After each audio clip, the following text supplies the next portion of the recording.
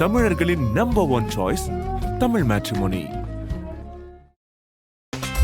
No compromise. உங்க சைடுலயும் எங்க சைடுலயும். It's a GT promise. GT Holidays, South India's #1 travel brand. இப்போது புதிய அறிமுகம் ஆச்சி ஹோட்டல் சாம்பார் 50 கிராம் ரூபாய் 20 மட்டுமே. இன்றைய பேச்சில் அவர் பேச்சு முழுக்க என்ன சரியான அரசியல், திமுக கொடுக்க வேண்டிய பதில், மற்றபடி எல்லாமே என்ன திமுகவை பற்றி பேசுவது என்பது, எதிர்த்து பேசுவது என்பது மட்டும்தான் இன்னைக்கு உள்ள தேர்தலுக்கான அஜெண்டா.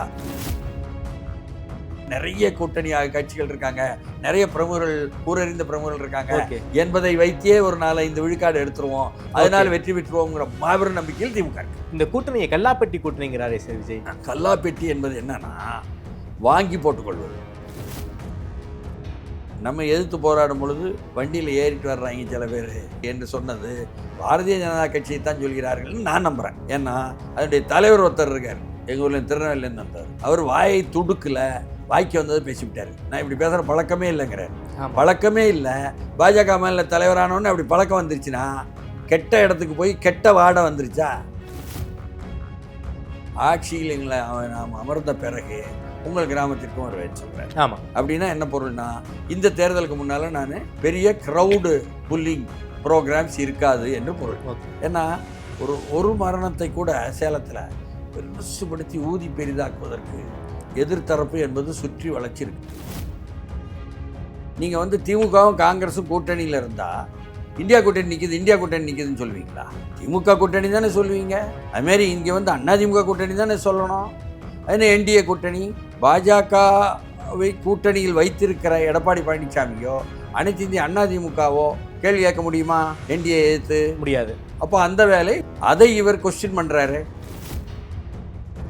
வளர்ந்து வருவது விஜய் கட்சியா, அந்த வேட்பாளர்களா, அந்த தலைமையா, அந்த மாவட்ட தலைமையா, ஒவ்வொரு சட்டமன்ற உறுப்பினரும் வெற்றி பெற முடியும், மீண்டும் நிற்க போகும் என்று நம்பக்கூடியவர்கள், சமூக பலம் உள்ளவர்கள் அந்த தொகுதியில் அப்படியே அரவணைத்து, தம்பி நல்ல வேலை செய்கிறீங்க விஜய்க்கு, அண்ணனையும் மறந்துடாதீங்கன்னு பேச ஆரம்பிச்சிட்டாங்க. அதுதான் திமுக. இந்த திறமையெல்லாம் இவர்களுக்கு தெரியுமா? ஸோ இது பயமா சார்? இது பயமெல்லாம் இல்லை, தந்திரம். வரலாற்று நேற்று கேசி வேணுகோபால் போய் வீட்டில் போய் முதல்வரை பார்த்துருக்காரு. அதே கேசி வேணுகோபால் 16ஆம் தேதி மாவட்ட தலைவர்களை எல்லாம் சந்திச்சுட்டு இரவில் எங்கே போய் தங்கினார் என்று செல்வபிரந்த உட்பட காங்கிரஸ் தலைமைக்கே தெரியாமல் போனார். தாஜ் கன்னிமராவிற்கு இரவு 1 மணிக்குத்தான் திரும்பி வந்தார்னு கண்டுபிடிச்சாங்க. அவர் அதுக்காக வந்து விஜய் கட்சியை சேர்ந்த முக்கியத்துவங்களை பார்த்தாருன்னுலாம் நான் சொல்லலை சார். குறிப்பாக இந்த திமுக இந்த அரித்மெட்டிக் நம்பர்ஸ் தான் முந்திர மாதிரி நமக்கு வந்து ஒரு விஷயம் தெரியுது சார். இந்த பதாகையை காட்டியே நாங்கள் நம்பர்ஸை காட்டியே படம் ஓட்டிடுவோம். அப்படி ஓட்டுவது என்பதில் அவர்களும் 100ஐ தாண்டுகிறார்கள் என்ற அளவுக்கு இன்னைக்கு சொல்லல. ஆதனையர்களுக்கு அன்பு வணக்கம். இன்று நம்மோடு மூத்த பத்திரிகையாளர் திருமிகு TSS மணி அவர்கள் உள்ளார்.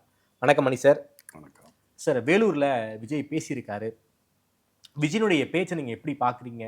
குறிப்பாக வேலூரில் அவ்வளவு லோக்கல் இஷ்யூ இருக்குது, அதை பற்றி அவர் பேசவே இல்லை. வழக்கம் போல் எங்களுக்கும் திமுகவுக்கும் தான் போட்டி, திமுக வந்து தப்பான நரேட்டிவை செட் பண்ணுறாங்க, இது டெல்லிக்கும் தமிழ்நாட்டுக்குமான எலெக்ஷனுங்கிறாங்க, யார் இது பிஎம்கான எலெக்ஷனா, இது சிஎம்கான எலெக்ஷனு, எதுக்கு என்டிஏவெல்லாம் நீங்கள் வந்து கூப்பிட்றீங்க அப்படிங்கிற டோனில் வந்து திமுக மிக கடுமையாக தாக்கி பேசியிருக்காரு. குறிப்பாக இது சிஎம் சாருக்கும் விஜய்க்குமான போட்டி அப்படிங்கிறாரு. விஜயனுடைய பேச்சு நீங்கள் எப்படி பார்க்குறீங்க?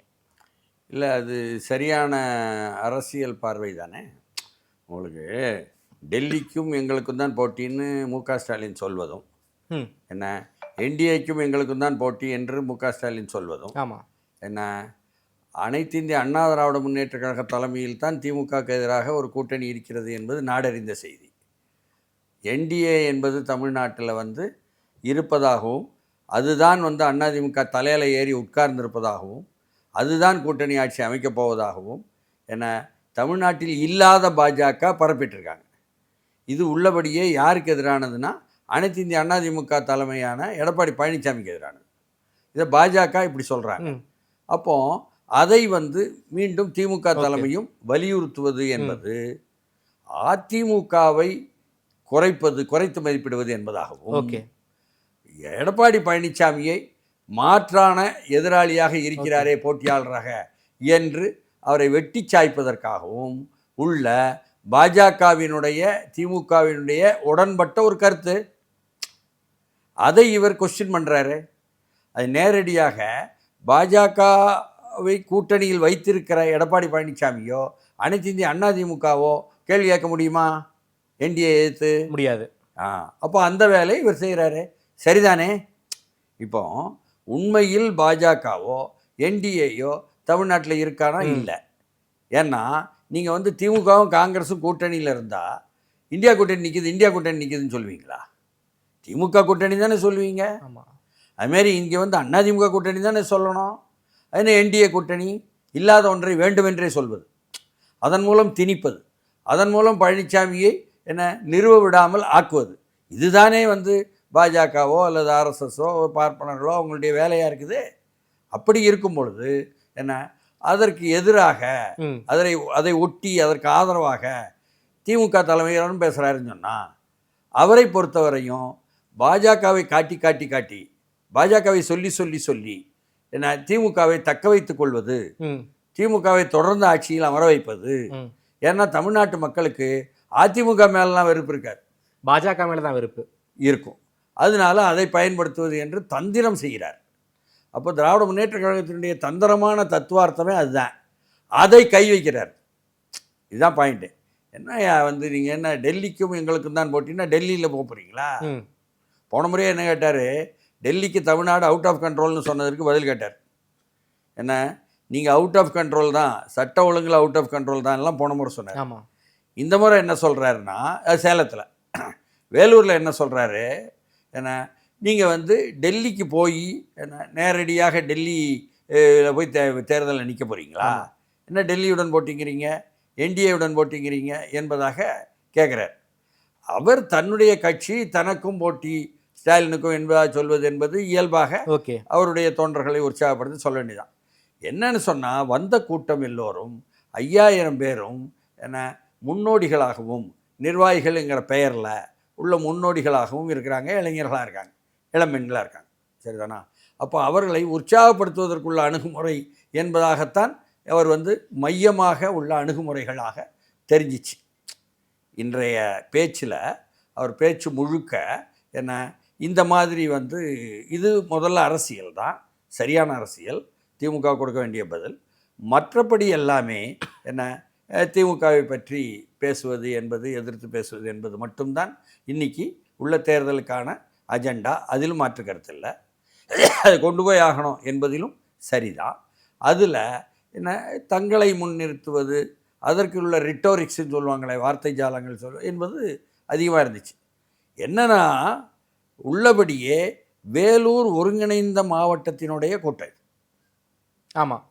அப்படின்னு சொன்னால் ராணிப்பேட்டை மாவட்டம், வேலூர் மாவட்டம், திருப்பத்தூர் மாவட்டம் என்ற மாவட்டங்களெல்லாம் சேர்ந்ததுன்னு பொருள்.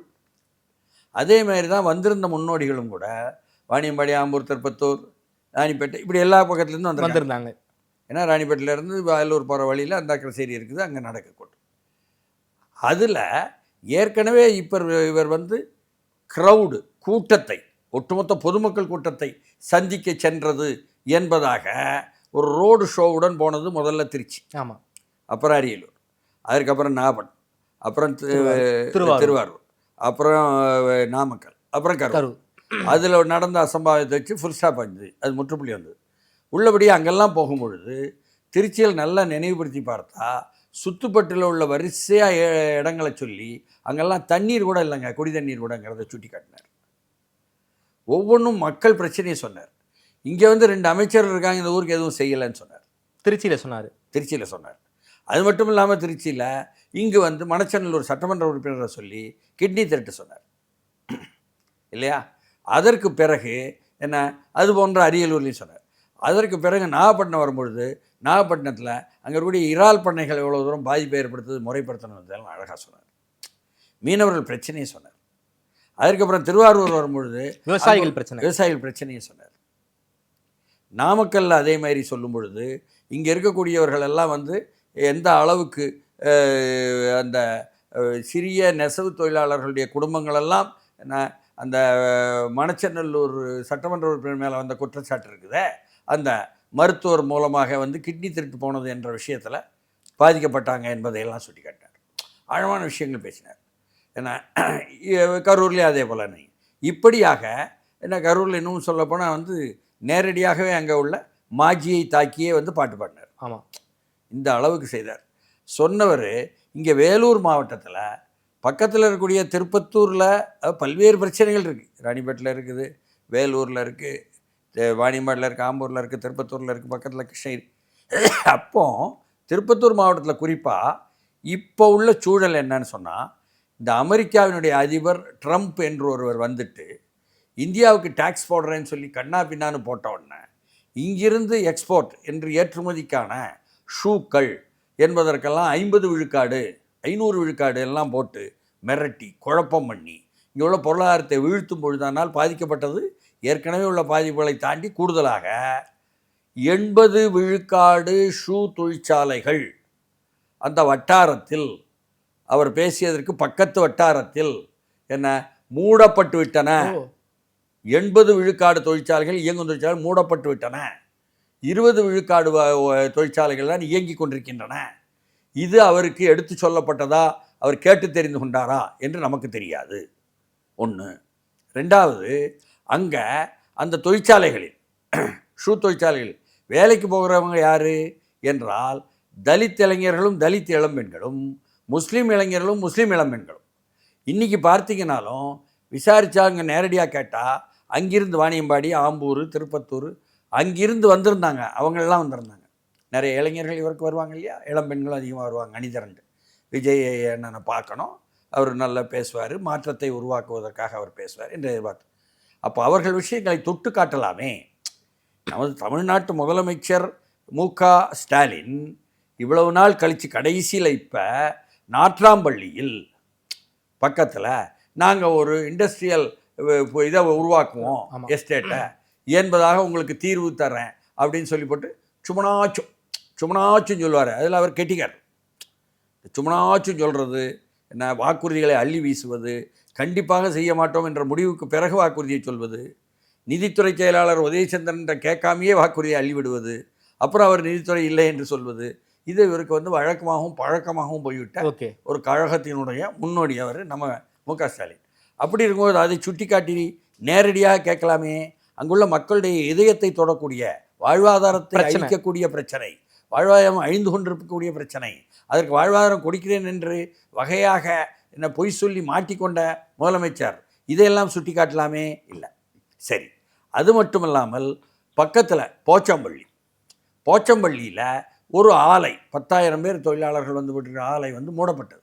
அப்புறம் மறுபடியும் அது வந்து இப்போ திறந்து சில 100 பேருக்கு வேலை கொடுக்கும் போது அதில் இப்போ நடந்துச்சு என்ன, நாட்கள் கூட இல்லை, அதில் நெரிசலாக வேலைக்கு வந்தவங்களே 10,000 பேர். ஓகே, இது வேலை எடுக்காங்க 100-200 பேர் தான். ஆமாம், வந்தது 10,000 பேர். நெரிசலைட் அவ்வளோ பிரபலமான ஒரு இஷ்யூ. அந்த மாதிரி பிரச்சனைகள் போய் எட்டிச்சா இல்லையா, எடுத்து சொன்னார்களா இல்லையா?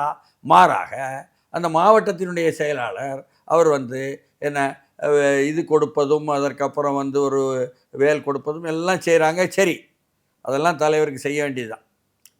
இது எல்லாம் போன்ற விஷயங்களை தொடவில்லையே என்ற ஆழ்ந்த வருத்தத்தில், அது சொன்னால்தானே அரசியல், அது சொன்னால்தானே அவர்களை அணிதிரட்டுவதாக பொருள், அது சொன்னால்தானே அரசியல் ரீதியாக அணிதிரட்டி ஆளுவோருக்கு எதிராக நிறுத்தலாம், அது சொன்னால்தானே ஸ்டாலினா விஜயா என்ற கேள்வி எழுப்பலாம். அப்போ எழுப்புவதற்கான அடித்தளம் அதுதானே. திராவிட முன்னேற்ற கழகம் இதுவரை செய்ததெல்லாம் என்ன, வடிவத்தை காட்டி உள்ளடக்கத்தை காலி செய். இதுதான் திராவிட முன்னேற்ற கழகம் அரசியலில் தமிழ்நாட்டில் இதுவரை செய்து கொண்டிருக்கக்கூடிய வேலை. அதே போல் நாம் பின்தொடர்வதற்கு இன்னொரு திமுகவாக ஆகக்கூடாதே. உள்ளடக்கத்துடன் அதற்கான வடிவத்துடன் கொண்டு வர வேண்டுமே. வடிவம் அவர்களை எதிர்ப்பது என்பது சரி, மாற்றுவது என்பது சரி. பொதுவாக மாற்றி நாங்கள் ஆட்சிக்கு வந்த பிறகு நாங்கள் வந்து படிப்புக்கு இவ்வளவு கொண்டு வருவோம், அதுமாரி கல்விச்சாலைகளில் பெண்களுக்கு மாணவிகளுக்கு ஒவ்வொரு கல்விச்சாலைகளிலும் அந்த ஓய்வு அறைகளை அழகாக கொண்டு வருவோம்னாரு. அது நல்ல விஷயம். ஆனால் அதே சமயத்தில் பொதுவான விஷயங்களை சொன்னீர்கள், சரி, குறிப்பான விஷயங்கள் சொல்லவில்லை. குறிப்பான முன்னோடிகளை சந்திப்பதற்கு போனால் குறிப்பான மாவட்டம் என்ற கேள்விகள் நமக்கு எழும்புது. என்னென்னா, 2 நாள் முன்னால் தான் ஒருத்தர் திருச்சியில் ஒரு பெரிய மாநாடு நடந்தார். சீமான் மிக பிரம்மாண்டமான மாநாடு சார், இல்லையா? அதில் 50,000 பேரில் இருந்து என்ன லட்சம் வரை வந்து திரண்டாங்க என்பதை மட்டும் இல்லாமல் நெருக்கி உட்கார்ந்துருந்தாங்க எல்லாரும். இருக்கைகளில் உட்கார்ந்துருந்தவங்க எல்லாரும் அவ்வளவு சத்தமே இல்லாமல் இவர் பேசுவதை மட்டுமே கேட்டுட்டு இருந்துட்டு, இவர் மட்டுமே பேசி முடிச்சுட்டு, என்ன அதற்கு பிறகு அந்த இருக்கைகளை கூட ஒழுங்குபடுத்தி வைப்பதும், அவர்களுக்கு கொடுக்கப்பட்ட தண்ணீர் போத்தல்களை கூட எடுத்து அந்த நெகிழி குப்பை தொட்டிகளில் போடுவதும் என்பதாக ரொம்ப ரொம்ப டிசிப்ளின்டு. அதுவும் வாட்டர் பாட்டில் கூட, அந்த ஸ்டீல் வாட்டர் பாட்டில் அவங்க இருந்த இடத்துக்கே கொண்டு போய் கொடுத்தாங்க சார். ஆமாம், கொடுத்ததை திருப்பி அவங்க குடிச்சிட்டு போட்டதை நான் சொன்னேன். ஓகே, நான் வந்து தண்ணீர் போத்தல்னு, நீங்கள் தமிழில் சொன்னீங்க வாட்டர் பாட்டில்னு. அதுமாரி தமிழ் சார் மெட்டல் இளைஞர்கள் தமிழ் தான் இப்படி தான் பேசணும். இல்லை சார், ஆங்கிலங்கள் தமிழ் தான் பேசணும் தமிழ்நாட்டில். சார் பிளாஸ்டிக் ஒரு விதியை ஏற்படுத்தியிருக்காங்க திராவிட முன்னேற்ற கழகம். ஆங்கிலம் கட்டாயம், தமிழ் அல்லது மாற்று மொழி என்று ஒரு அரசாணையை அண்ணா காலத்திலிருந்து கொண்டு வந்திருக்கும் பொழுது, தமிழுக்கு கீழே தான் இடம், இரண்டாம் தர இடம் தான், ஆங்கிலத்தான் முதலிடம் ஆற்றும் பொழுது நீங்கள் ஆங்கிலத்தில் தான் தமிழை பேச வேண்டும். அது சரிதான், அது அப்படியே ஃபாலோ பண்ணணும், எல்லாருமே பின்பற்றணும். திராவிட முன்னேற்ற கழகம் மீண்டும் வரணும், திராவிட முன்னேற்ற கழகம் வந்து ஆங்கிலம் மயமாக்கணும். அதுதான் இங்கே வந்து முறையாக நடந்துக்கிட்டு இருக்கு, நடக்கட்டும், அது ஒரு பக்கம். ஆனால் இப்போ இந்த அளவுக்கு நடத்திய சீமானுடைய அந்த கூட்டம் இருக்கு. ஆமாம், அதற்கு வரக்கூடியவர்களே எப்படி வந்தாங்கன்னா, இளைஞர்களும் இளம்பெண்களும் தான் அதிகமாக வந்தாங்க. இளம்பெண்களும் அவங்க ஒவ்வொரு ஊர்லேருந்து வாகனத்தில் ஏறும் பொழுது சூளுரை ஏற்று நாம் தமிழர் நாம் தமிழர்னு சொல்லிட்டு அதுக்கப்புறம் ஏறினேன். அப்போ அதில் கூட ஒரு பரப்புரை செய்தாங்க. அந்த அளவுக்கு வந்து ஒரு கட்டுப்பாடுடன் உள்ள ஒரு கூட்டத்தினை வந்து திரட்டி, இவர்கள் எல்லாம் வந்தவர்கள் தொண்டர்கள், ஊழியர்கள், இவர்கள் போய் பணியாற்றித்தான் மக்களை திரட்டுவாங்க. அப்படி அதுவும் காசு கொடுக்காமல் வந்த கூட்டம், விஜய்க்கும் காசு கொடுக்காமல் வந்த கூட்டம், மாற்று கருத்தே இல்லை. இவர்கள் இருவரைத்தான் கணக்கில் எடுக்க முடியும். ஆமாம், ஏன்னா காசு கொடுத்து வாக்கு வாங்கக்கூடியவர்கள் அல்ல விஜயும் சரி சீமானும் சரி. அதனால தான் நாம் வந்து ஒப்பிடுறோம். அந்த அளவுக்கு அவர் சிறப்பாக செய்தார்னு வைங்களேன், அது அவர் விஷயம். இவர் வந்து நேரடியாக ஆழமான விஷயங்களை எடுத்திருக்க வேண்டும் என்பதுதான் எதிர்பார்த்தது. ஓகே, இவ்வளவு நாள் செய்தீர்கள், ஏன் தொடர முடியவில்லை, யார் காரணம், இது பரிசீலனை பண்ணலைன்னா அடுத்து முன்ன போகிறது முக்கியம். ஏன்னா முன்ன போகிறது கஷ்டம். ஏன்னா வாக்குச்சாவடி இருக்குல்ல, அது எப்படி சந்திக்க போகிறது என்பது சாதாரண விஷயம் இல்லை. நிச்சயமாக வாக்குச்சாவடியில் புற்றீசலென என்ன விஜய் ஆதரவு இளைஞர்கள், இளம் பிள்ளைகள் வந்து குவிவார்கள் என்பதில் மாற்று கருத்து இல்லை. வாக்குப்பதிவு அன்னைக்கு அதில் வயது வந்தவர்கள் வாக்களிக்க வயது வந்தவர்கள் தவிர மற்றவர்களும் சேர்ந்து அங்கே 50-100 பேர் ஒவ்வொரு வாக்குச்சாவடி முன்னாலேயும் 100-200 பேர், 200-500 பேர் எல்லாம் கூட கூடுவாங்க. ஒவ்வொரு வாக்குச்சாவடியிலும் செல்வாக்கு என்பது தான் அங்கே என்ன வாக்காக மாறும் என்ற நிச்சயம், அது ஒரு பக்கம். இதெல்லாம் இருந்தாலும் கூட ஆழமாக உங்களுடைய புதிய கட்சியை எப்படி இடம் பெறழ வைக்க வேண்டும், எப்படி தடுக்கி விழ வைக்க வேண்டும், எப்படி தானாகவே எழ விடாமல் ஆக்க வேண்டும் என்ற திறமையும் கெட்டிக்காரத்தனமும் அதற்கான சூதுவாதும் திட்டங்களும் வைத்திருப்பதற்கு பேர் திராவிட முன்னேற்ற கழகம். ஏன் அதிமுக கிட்ட அந்த இது இல்லையா? அதிமுக வந்து பழகுவாங்க நல்லா. ஓகே, இந்த தந்திரத்துடன் எதிராளியை வீழ்த்துவது என்பது வந்து அவங்கள்ட்ட திட்டம் இல்லை. ஓகே, இவர்கள்ட்ட அப்படி திட்டம் எல்லாம் உண்டு.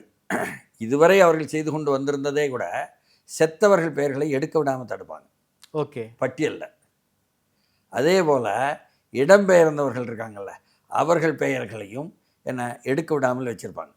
இடம்பெயர்ந்தவர்கள்னா வெளிநாடு சென்றாங்கல்ல, ஆமாம், லட்சக்கணக்கான பேர் தமிழ்நாட்டில், அவர்களையும் என்ன எடுக்க விடாமல் வைத்திருந்து அவர்களுடைய வாக்குகளை அழகாக அளிப்பாங்க.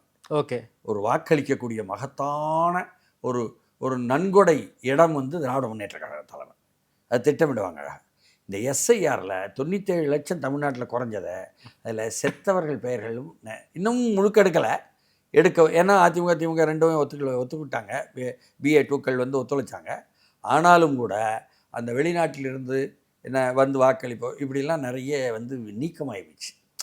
அதனாலேயே திமுகவுக்கு வெளியே சொல்லாமல் ஒரு உள்குத்து இருக்குது. ஓகே, எஸ்ஐஆரில். ஆமாம், சரிதானா? என்ன அது தவிர இப்பொழுது எப்படி அப்படிங்கும் பொழுது இங்கே வளர்ந்து வருவது விஜய் கட்சியா, அந்த வேட்பாளர்களா, அந்த தலைமையா, அந்த மாவட்ட தலைமையா, அந்த வாக்குச்சாவடி தலைமையா, அதை கையில் எப்படி எடுப்பது, அவரிடம் அரவணைப்பது, ஒவ்வொரு சட்டமன்ற உறுப்பினரும் வெற்றி பெற முடியும், மீண்டும் நிற்க போகும் என்று நம்பக்கூடியவர்கள், சமூக பலம் உள்ளவர்கள் அந்த தொகுதியில் அப்படியே அரவணைத்து, தம்பி நல்ல வேலை செய்கிறீங்க விஜய்க்கு, அண்ணனையும் மறந்துடாதீங்கன்னு பேச ஆரம்பிச்சிட்டாங்க. தமிழ்நாடுங்கும். அதுதான் திமுக. இந்த திறமையெல்லாம் இவர்களுக்கு தெரியுமா? இந்த திறமையெல்லாம் வந்து அதை எப்படி எதிர்கொள்ளணும்னு சொல்லி கொடுத்தீங்களா? ஸோ இது பயமா சார்? இது பயமெல்லாம் இல்லை, தானே அவங்களுக்கு நல்லா தெரியுது. எதிராளி எழவிடக்கூடாது, உடைக்கணுங்கிறது எங்கள்கிட்ட இருக்கிற தந்திரம் வரலாற்றில். ஓகே, எப்பொழுதுமே என்ன ஒரு போரில் வந்து எதிராளி பலமா இருக்காருன்னு திமுக தலைமைக்கு தெரிஞ்சிருச்சா சார்? சார் பலமாக இருக்கீங்களோ இல்லையோ, எதிராளி உடைந்துக்கிட்டே இருக்கணும் என்பது திமுகவிட்ட பாரம்பரியமாக இருக்கக்கூடிய நல்லதொரு தந்திரம். செயல் தந்திரத்தில் போரில் தப்பு கிடையாது.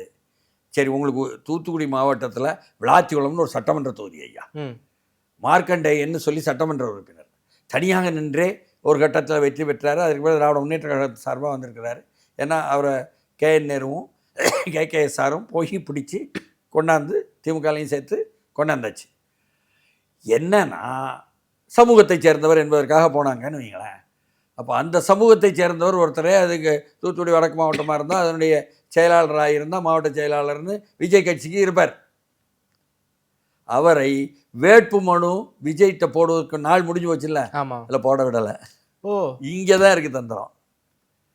ஒவ்வொரு தொகுதியிலையும் 10 பேர் 20 பேர்னு போடுறாங்க. வேட்பு மனு வாங்கியிருக்காங்க, வாங்கி விருப்ப மனு கொடுத்துருக்காங்க விஜய் கட்சி தாவேக்கால. ஆனால் அங்கிருந்து 3 பேர் தான் கொடுத்துருக்காங்க விளாத்திக்குளத்துல இருந்து. அதுதான் அங்கே தான் திமுக நிற்குது. இப்படி தந்திரங்கள்லாம் தெரியுமா உங்களுக்கு? அதை நீங்கள் ஆய்வு செய்தீர்களா? அங்கே ஒருங்கிணைப்பாளராக இருப்பவர் ஒத்துழைக்கிறாரா இல்லையா என்று பார்த்தீர்களா? அதற்கு அப்போ திமுக வேண்டி இப்படி ஒவ்வொரு கட்டமும் ஒவ்வொரு இன்ச்சும் தந்திரம். இப்போ காங்கிரஸே எடுத்துக்கிடுங்க. இப்போ காங்கிரஸ் போயிட போகிறாங்க ஆட்சியில் பங்குன்னு சொல்லி போட்டு என்று தான் சொன்னாங்க. ஆமாம், தாவே காட்டா. நேற்று KC வேணுகோபால் போய் வீட்டில் போய் முதல்வரை பார்த்துருக்காரு. அதே KC வேணுகோபால் 16ஆம் தேதி மாவட்ட தலைவர்களை எல்லாம் சந்தித்து விட்டு இரவில் எங்கே போய் தங்கினார் என்று செல்வபிரந்தர் உட்பட காங்கிரஸ் தலைமைக்கே தெரியாமல் போனார். எல்லோரும் கண்டுபிடிச்சாங்க யாரை போய் பார்த்தாருன்னு. அதை கண்டுபிடிக்க முடியல. தாஜ் கன்னிமராவிற்கு இரவு 1 மணிக்குத்தான் திரும்பி வந்தார்னு கண்டுபிடிச்சாங்க. அவர் அதுக்காக வந்து விஜய் கட்சியை சேர்ந்த முக்கியத்துவங்களை பார்த்தாருன்னுலாம் நான் சொல்லலை, பார்த்ததா அவங்க நினச்சாங்க. அப்போ இப்படிப்பட்ட KC வேணுகோபால் என்ற இளைஞர், ராகுல் காந்தி என்ற இளைஞர், பிரியங்கா காந்தி என்ற இளைஞர், இவர்களெல்லாம் தாவேக்க பக்கம் போகலாம்னா எங்களுக்கு யாரை பிடிக்கணும்னு தெரியுமில்ல. பாசமரம் இங்கேருந்து டெல்லி போகிறாரு, நேராக போய் சோனியாவை பார்க்குறாரு. சோனியா காந்தி திமுகவுடன் தான் போகணும்னு நினைப்பாங்க. பாசமரம் எல்லா கார்பரேட்டுக்கும் வேண்டியவர். காங்கிரஸுடைய ஒட்டுமொத்த அகில இந்திய ரீதியிலே வந்து அதனுடைய நிதி தேவைகளை பூர்த்தி செய்பவர். அப்போ இப்போவும் நிதி தேவைகளை பூர்த்தி செய்ய திராவிட முன்னேற்ற கழகம் எப்பொழுதுமே தயார். அப்படி இருக்கும் பொழுது எல்டர்ஸான 2 பேரையும் பார்த்தாச்சு, சோனியா காந்தியும் மல்லிகார்ஜுன கார்கேயும். அடுத்தடுத்த ஆட்கள் ஸ்டாலினுக்கு பேசுகிறாங்க, சோனியாவும் மல்லிகார்ஜுன கார்கேயும். கோவப்படாதீங்க, KC வேணுகோபால் அனுப்புகிறோம், சரி பண்ணுறோம். அப்போ வராரு மறுபடியும் அதே KC வேணுகோபால். வேறு வழி இல்லாமல் ராகுல் மேலேயும் செல்வாக்கு செலுத்துகிறாங்க. காங்கிரஸில் உள்ள எல்டர்ஸ் யங்ஸ்டர் என்று அதை பிரித்து பிரிஞ்சு நிற்கிறாங்களா இருக்கலாம், நமக்கு தெரியாது. ஆனால் இப்படிப்பட்ட செல்வாக்கின் மூலம் இப்பொழுது வந்து ஆட்சியில் பங்கு கேட்க மாட்டோம், அதிக தொகுதி மட்டும் கொடுங்க என்பதாக நல்லொரு வந்தாச்சு. காங்கிரஸ் வெளியே போயிடும், நமக்கு பெரிய பள்ளம் விழுந்துடும் என்ற இமேஜ் உடஞ்சிருமே என்பது திமுகவுக்கு இல்லை. தேமுதிகவும் சேர்த்தாச்சு, மக்கள் நீதி மையம் வேறு இருக்குது. அதனால் பலருக்கும் நீங்கள் விட்டு கொடுக்கணும், தியாகம் பண்ணணும்னு ஒவ்வொரு முஸ்லீம் அமைப்பாக பேச ஆரம்பிச்சாச்சு. அதனால் பெரிய பேனரு, பெரிய பதாகையுடன் நாங்கள் வந்து நிறைய கூட்டணியாக கட்சிகள் இருக்காங்க, நிறைய பிரமுகர்கள், ஊரறிந்த பிரமுகர்கள் இருக்காங்க என்பதை வைத்தே ஒரு 4-5 விழுக்காடு எடுத்துருவோம், அதனால் வெற்றி பெற்றுருவோங்கிற மாபெரும் நம்பிக்கையில் திமுக இருக்கு. இந்த கூட்டணியை கல்லாப்பெட்டி கூட்டணிங்கிறாரே சார் விஜய், சரிதானா? அது கல்லாப்பெட்டி என்பது என்னன்னா வாங்கி போட்டுக்கொள்வது. ஆமாம், இது வாங்கி போட்டுக்கொள்வது மட்டுமா அல்லது அங்கங்கு தேவைப்பட்டவர்களுக்கு விநியோகம் செய்வதும் கூடுதலாவா? வாங்கியும் போட்டுக்கிறாங்க, அங்கங்கே விநியோகமும் பண்ணிக்கிறாங்க. வாங்கி போடாமல் விநியோகம் பண்ண முடியாது, நன்கொடை கொடுக்கும். ஆமாம், கொடை கூட்டணி. அது வந்து கல்லாப்பெட்டி ப்ளஸ் கொடை. கொள்கை கூட்டணிங்கிறாங்களே சார் திமுக. சொல்லலாம், எல்லோருமே வணிகம்தான். முழுக்க முழுக்க இந்த தேர்தல் அரசியல் கட்சிகள் பெரிய கட்சிகள் உறவுகள், சின்ன கட்சிகள் பெரிய கட்சிகள் உறவு எல்லாமே வணிகம்தான். அது ஊரறிந்த விஷயம். தேர்தல் என்பது ஒரு சூதாட்டம் தான், அதுவும் நாடறிந்த செய்தி.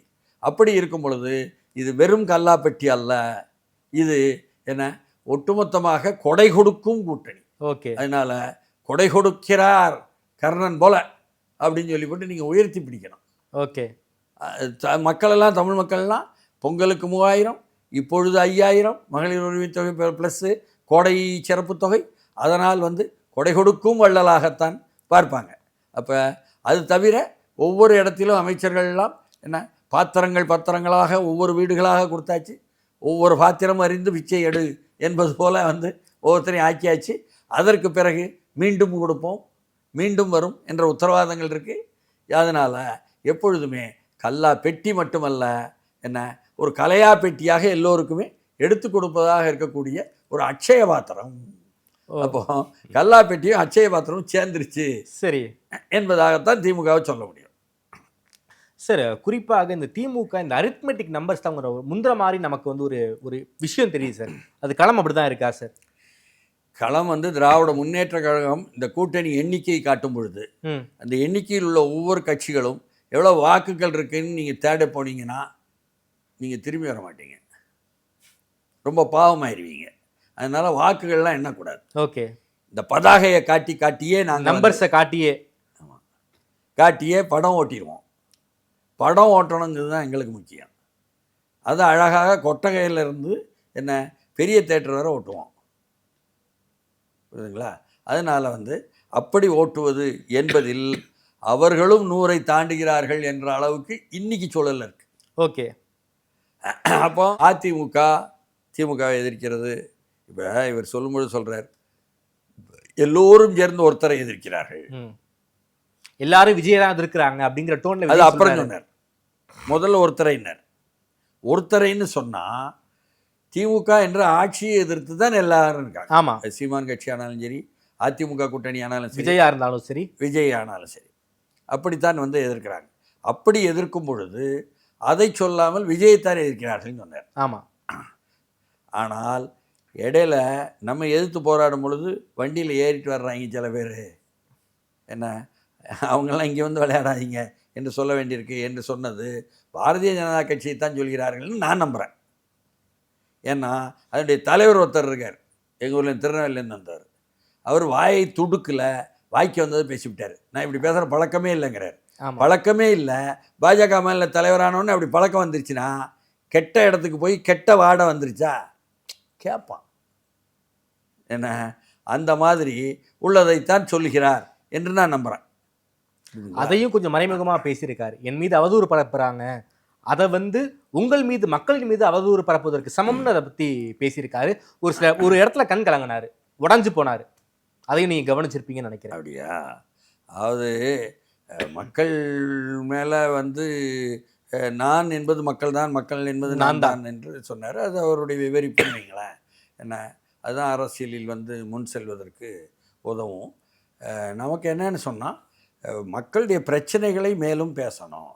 ஏன்னா அவர் ஒன்று சொல்லிட்டாரு, வருவாரான்னு எல்லாரும் எதிர்பார்ப்பாங்க. எல்லா இடத்துக்கும் வரலையே, வெறும் முன்னோடிகளை மட்டும்தானே சந்திக்கிறார். சேலத்திலையும் சரி, வேலூர்லேயும் சரி, இது முன்மாதிரியாக அமைந்து விட்டது. ஒவ்வொரு ஒருங்கிணைக்கப்பட்ட மாவட்டங்களிலும் முன்னோடிகளை மட்டும்தானே சந்திப்பார் என்று தெரிகிறது. அதுக்கு தானே தேர்தல் வரை நேரம் இருக்கிறது என்பதை எல்லோரும் கணக்கு பார்ப்பாங்க. அப்போது உங்கள் கிராமத்துக்கும் வருவேன்னு சொல்லணும். ஆட்சியில் எங்களை நாம் அமர்ந்த பிறகு உங்கள் கிராமத்திற்கும் வருவேன்னு சொல்கிறார். ஆமாம். அப்படின்னா என்ன பொருள்னா, இந்த தேர்தலுக்கு முன்னால் நான் பெரிய க்ரௌடு புல்லிங் ப்ரோக்ராம்ஸ் இருக்காது என்று பொருள். ஓகே. ஏன்னா திருச்சியிலிருந்து கரூர் வரை இருந்து அதில் ஒரு அசம்பாவிதத்திற்கு பிறகு முற்றுப்புள்ளி வைத்து, ஏன்னா ஒரு மரணத்தை கூட சேலத்தில் பெருசுபடுத்தி ஊதி பெரிதாக்குவதற்கு எதிர்த்தரப்பு என்பது சுற்றி வளைச்சிருக்கு. இது ஒரு உண்மை. பன்ருட்டி ராமச்சந்திரன் உட்பட ஆதரிக்கிற அளவுக்கு மக்கள் மத்தியில், இளைஞர்கள் மத்தியில், பொதுமக்கள் மத்தியில் எதிர்பார்ப்பும் இருக்குது. 30 வயதுக்கு கீழே உள்ளவங்கள்லாம் உறுதியாக விஜய்னு வருவது என்பது வீட்டுக்கு வீடு இருக்குது என்பது உண்மை. 30 வயதுக்கு மேலே உள்ளவர்கள் தான் மேஜராக கணிசமான பேர் கூடினார்கள் என்பது திருச்சியில் சீமான் தலைமையிலான அணிக்கும் ஒரு உண்மை. இத்தனை இருக்கிற யதார்த்தங்கள் இதெல்லாம் அவரும் கூட அடுத்த கட்டத்துக்கு போவாருங்கிற அளவுக்கு தான் சீமான் அதில் ஒரு உறுதியை வந்து காட்டியிருக்கிறார். சீமானுடைய வாக்கு வங்கி உயரும்னு சொல்ல வரீங்களா சார்? ஆமாம் ஆமாம். அதனால் திமுக அதிமுகவை பொறுத்தவரை 2 பேருக்கும் 25 விழுக்காட்டுக்குள்ளே தான் இருக்குது தனித்தனியாக. இதுதான் உண்மை.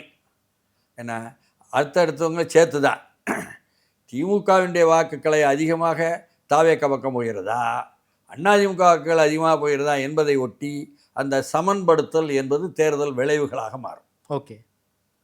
அதில் உள்ள எதிர்பார்ப்பில் தான் என்ன திமுக ஆட்சி மாற்றத்தை கொண்டு வரலாம் என்ற எதிர்பார்ப்பும் இருக்கும். இது தவிர அங்கங்குள்ள வேட்பாளர்கள் யார் என்பதை ஒட்டியும் அது தீர்மானிக்கப்படும். ஏற்கனவே இருந்து எதுவும் செய்யாதவர்கள் என்றால் மக்கள் மத்தியில் வெறுப்பார்.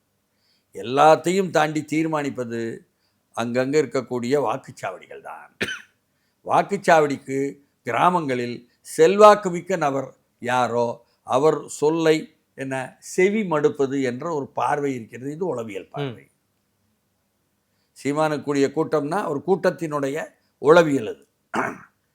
இவருக்கு வழக்கமாக விஜய்க்கு வரக்கூடியதுன்னா க்ரௌடு, கும்பல், அதனுடைய அது மாஸ் சைக்காலஜி என்று அவர் ப்ரிப்பேர் பண்ணுறாரு.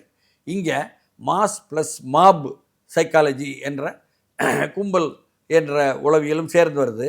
அவர்களை அப்படியே கூட்ட உறவியலாக மாற்றுவதற்குத்தான் முன்னோடிகளை சந்திக்கிறார். முன்னோடிகளை கூட்டம் கூட்டமாக சந்தித்து குறைந்த காலத்திற்குள் ஒரு உறுதிப்படுத்தி ஊழியர்களாக மாற்றுவதற்குள்ள முயற்சி தான். இவர் எடுக்கக்கூடிய முயற்சி நல்ல முயற்சி தான். அது காணுமா என்ற கேள்விகள் அந்த பக்கம் என்ற அளவுக்கு ஒரு மிக்சட், அதாவது ஒரு கலந்த என்ன சாதகமும் சாதகம் இன்மையும் கலந்த ஒரு கூட்டம் போல, பலமும் என்ன பலம் இன்மையும் கலந்த ஒரு கூட்டம் போல இந்த கூட்டம் வந்து தெரிஞ்சிச்சு. ஓகே சார், ரொம்ப நன்றி சார். குறிப்பாக இந்த விஜயுடைய கூட்டம் அதே போல் சீமானுடைய கூட்டத்தையும் கம்பேர் பண்ணி ரொம்ப விரிவாக பேசியிருக்கீங்க. விஜய்க்கு எதிராக திமுக பல்வேறு தந்திரங்கள் செய்ய வாய்ப்பு இருக்குது, அது அவருடைய டிஎன்ஏவிலேயே இருக்குது. இதெல்லாம் விஜய் வந்து ரொம்ப கவனமாக பார்க்கணும் அப்படிங்கிற விஷயத்தை ரொம்ப அட்வான்ஸ்டாக பேசியிருக்கீங்க. நேரில் கொடுத்து பேசியமைக்கு நன்றி டி.எஸ். சார்.